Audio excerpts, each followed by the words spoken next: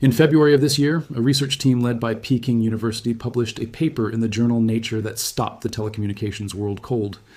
They had built a system capable of transmitting data at 512 gigabits per second over a single optical fiber channel and 400 gigabits per second wirelessly, both at the same time on the same unified infrastructure. To put that in terms most people can actually feel. The fastest 5G connection the average person in the world experiences today runs at somewhere between 1 and 3 gigabits per second in ideal conditions, and most people see considerably less than that. What the Peking University team demonstrated in February was more than 100 times faster than that. A 50 gigabyte film, the kind that takes several minutes to download on the best 5G network available today, would arrive in, well, under a second. Not a few seconds. Under a second. And that was not even the headline. The headline was how they did it and what it means for a global race that most people in the West have barely registered. This is the story of where China's 6G program actually stands, what the breakthroughs of the past several months have genuinely achieved, and why the question of who wins this race is not just a technology story. It is a geopolitical and economic story that will shape how the internet works, who controls the standards behind it, and where the wealth generated by the next generation of wireless networks actually ends up. No exaggeration, no invented numbers, just what the research and the data actually show. Subscribe if you want coverage that is grounded in published science and real policy reporting rather than recycled headlines, and drop a like if this kind of story is what you're here for. Let's get into it. What that February paper actually showed. The research team that published in Nature in February was led by Peking University and included collaborators from Pengcheng Laboratory, Shanghai Tech University, and the National Optoelectronics Innovation Center. The problem they were trying to solve is one that has quietly frustrated engineers for years. Fiber optic cables and wireless networks are built on fundamentally different signal architectures, which means data moving from a fiber line to a wireless tower. And then to your phone has to be converted, re-encoded, and handed off in ways that cost you both speed and energy at every step.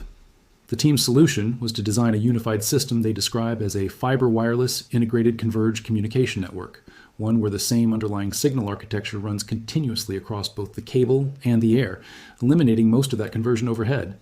The result was that single-channel fiber transmission of 512 gigabits per second and wireless transmission of 400 gigabits per second, both running simultaneously and seamlessly on the same platform. They also demonstrated something arguably more visually striking than the raw speed numbers. They used the system to support 86 simultaneous channels of real-time 8K video streaming, a workload that would completely overwhelm any existing 5G or fiber infrastructure. The research described the system's transmission bandwidth as more than 10 times the current 5G standard. One of the paper's corresponding authors said the system has strong application potential for 6G base stations and wireless data centers, and is expected to lay a research foundation for the next generation of ultra-broadband networks. That paper is the clearest single demonstration of what China's 6G research pipeline is capable of producing, but it is far from the only one, and it did not arrive out of nowhere. How China got here. 7 years of coordinated investment. China's 6G program did not start in a university lab in February. It started in 2019 when the central government established a coordinating body called the IMT 2030 Promotion Group, bringing together every major telecommunications company, research institution, and government agency in the country under one strategic framework. The goal from the beginning was explicit. China had watched the 5G race unfold with Huawei and ZTE facing export restrictions, equipment bans, and geopolitical headwinds in key markets around the world, and it had drawn a clear lesson from that experience. Getting the technology is not enough. You also need to control the patents behind the technology, dominate the international standards bodies that write the rules everyone has to follow, and build the entire supply chain domestically, so that no foreign government can cut you off from the components you need.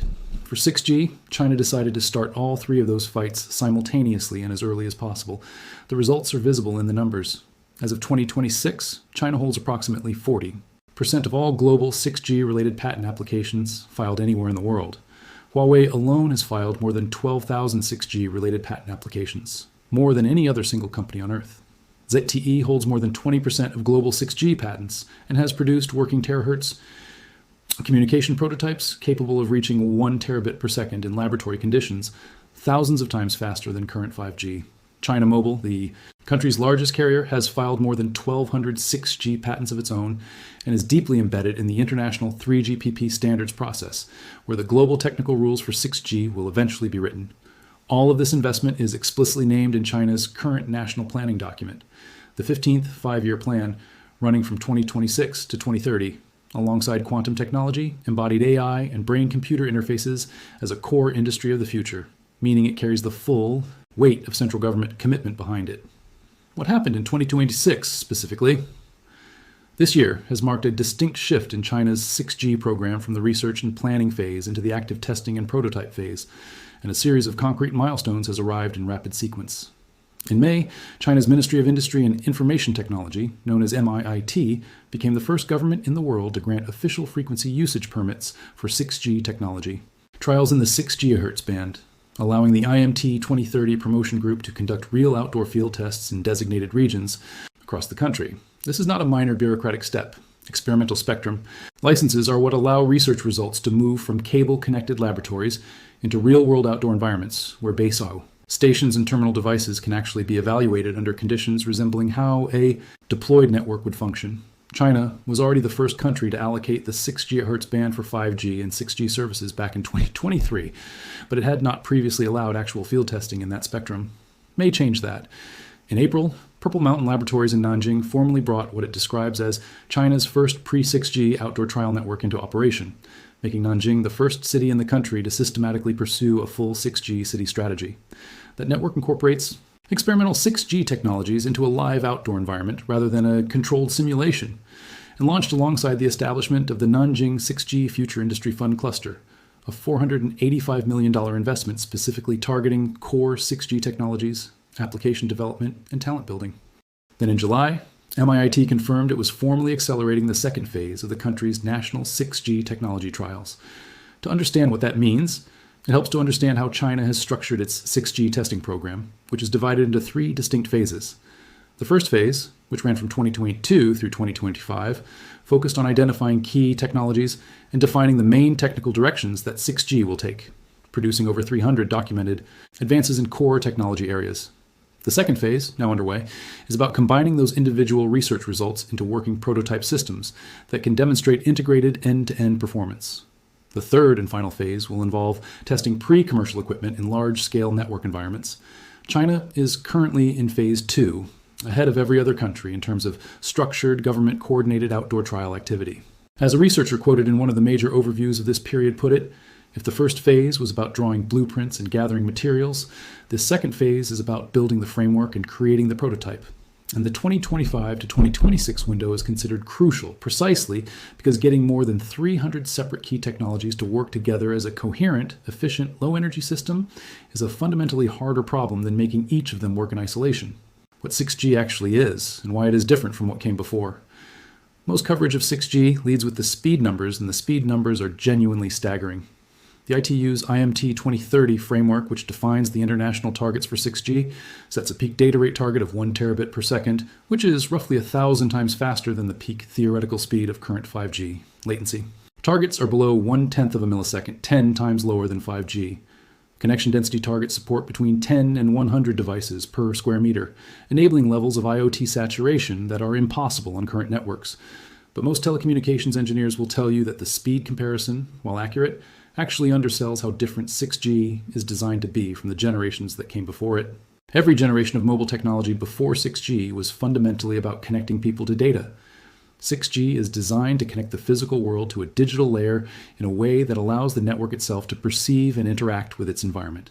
This is what engineers call integrated sensing in communication, and it is the part of 6G that goes far beyond anything 5G was designed to do.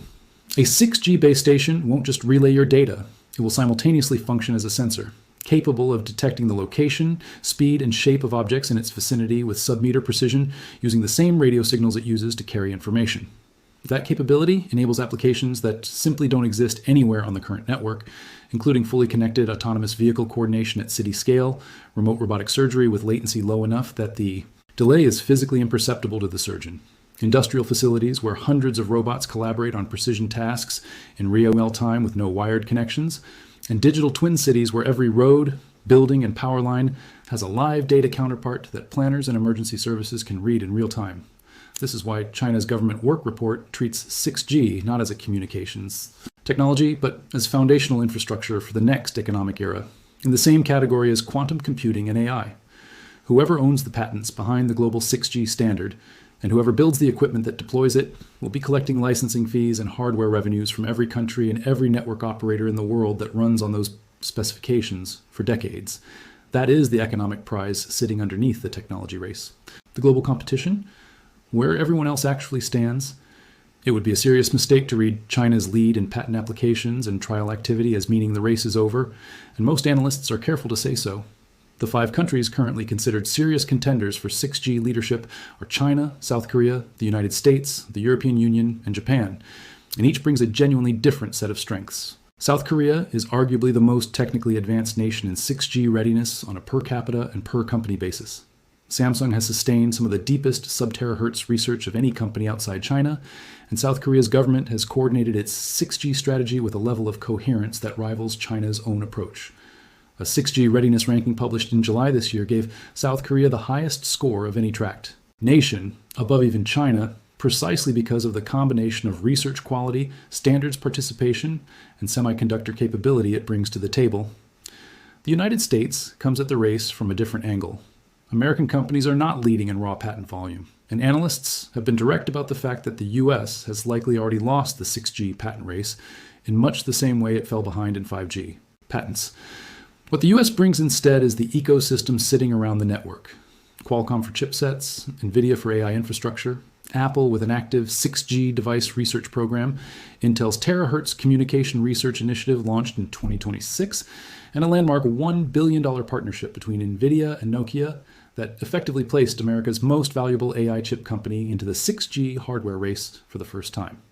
The argument an American industry makes is that owning the AI layer, the device silicon, and the cloud infrastructure running on top of a 6G network may generate more long-term value than owning the patents inside the base station hardware. Even if that argument is contested, Europe's position is more complicated. European companies Ericsson and Nokia remain major players in telecommunications equipment globally and are participating actively in 6G standards development. But Europe has been slow to coordinate at the continental level in the way both China and South Korea have, and the EU's own policy documents have acknowledged that the vulnerabilities associated with 5G must not be replicated at a deeper architectural level in 6G, an admission that the geopolitical risks of depending on Chinese infrastructure are considered real and unresolved. The World Radio Communication Conference, scheduled for 2027, is widely viewed as the decisive upcoming milestone because it is where governments will negotiate the harmonized global spectrum that 6G ultimately depends on, and that negotiation will directly reflect the relative positions everyone has established in the years of research and standards work that preceded it. What none of this means yet, and why that matters. It is worth being honest about what China's 6G momentum does not mean, because most coverage of this topic either ignores the caveats entirely or leads with them in a way that undersells the genuine significance of what is happening. No 6G standard exists yet. The global 3GPP specifications for 6G are not expected to be finalized until sometime in 2028. There's no commercially deployable 6G equipment anywhere in the world. China's outdoor trials, impressive as they are in the context of the global race, are testing whether individual research results can be integrated into working prototype systems, not whether a commercial network can be built and operated. China's own commercial timeline targets initial 6G services around 2030 and large-scale deployment closer to 2035. The research team, whose February paper in Nature set new transmission records, also noted that critical vulnerabilities remain in core components and foundational software, and that there is a shortage of the kind of interdisciplinary leaders capable of managing the convergence of communications, AI, aerospace, and materials science that 6G requires at scale. What is also genuinely true is that the distance between where China is now and where every other country is in terms of outdoor trial activity, coordinated government investment, patent position, and standards body participation is real, measurable, and growing. 40% of global 6G patent applications is not a marginal lead. Being the first government to authorize outdoor field trials is not a symbolic gesture. Having 300 documented key technology advances compiled through 4 consecutive years of structured national testing is not a paper exercise. These are the inputs that determine who writes the rules of the next generation of global wireless networks. And the decisions being made in laboratories and standards bodies right now, years before any commercial 6G network goes live, are the decisions that will be hardest to reverse later. The standards battle, the fight happening right now that most people aren't watching.